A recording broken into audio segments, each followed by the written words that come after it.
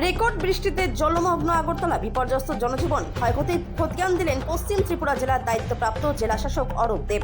মঙ্গলবার সকালের কয়েক ঘন্টার টানা ও ভারী বর্ষণে ডুবল আগরতলা শহরের বুক চিরে বয়ে যাওয়া একাধিক ব্যস্ততম রাস্তা এখন হাঁটু সমান জলের তলায়।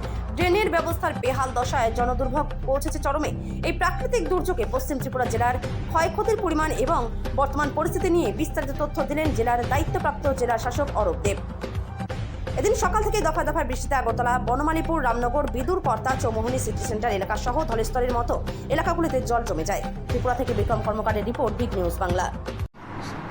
আজকের সকালবেলা থেকে যে ঝড় হয়েছে আমাদের পশ্চিম ত্রিপুরা জেলার উপর দিয়ে, এবং যে তথ্য আমরা পেয়েছি আমাদের 3টি সাব ডিভিশন থেকে, দেখা যাচ্ছে যে আমাদের কাছে এখন অবধি কোনো মানুষ বা জন্তু জানোয়ার বা গৃহপালিত পশু এরকম কোনো কিছু ইনজিওর্ড বা মারা যাওয়ার কোনো খবর নেই।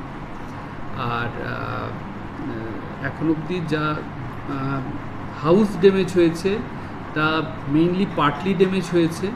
যেমন সদর সাব ডিভিশনে আমরা পেয়েছি 153 হাউসেস পার্টলি ড্যামেজ, এবং মোহনপুর সাব ডিভিশনে আমরা দেখেছি সেখানে 34 হাউসেস পার্টলি ড্যামেজ হয়েছে, এবং জিরানিয়াতে 18টা ঘর পার্টলি ড্যামেজ হয়েছে। সিভিয়ার ড্যামেজ হয়েছে জিরানিয়া সাব ডিভিশনে 1টা, মোহনপুর সাব ডিভিশনে 2টা, এবং সদর সাব ডিভিশনে 27। আর সদর সাব ডিভিশনে ফুললি ড্যামেজ হয়েছে 12টি। আমাদের মোহনপুর এবং জিরানিয়াতে এখন অবধি এরকম কিছু ফুললি ড্যামেজের খবর আসেনি, সন্ধ্যা নাগাদ হয়তো আসবে। এবং সাব ডিভিশনে আমাদের তহসিলদার এবং অন্যান্য যারা ফিল্ড ফাংশনারিজরা আছেন সবাই ফিল্ডে অ্যাসেসমেন্ট করছেন। ড্যামেজ আরও হয়তো সন্ধ্যা নাগাদ আরও উঠে আসবে।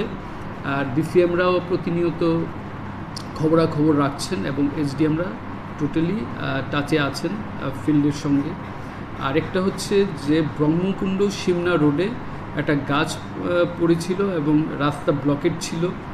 আমাদের sub divisional disaster management team গিয়ে সেই গাছটিকে সরান, এবং এখন আবার গাড়ি চলাচল আবার পুনরায় চালু হয়েছে ওই রাস্তাটিতে।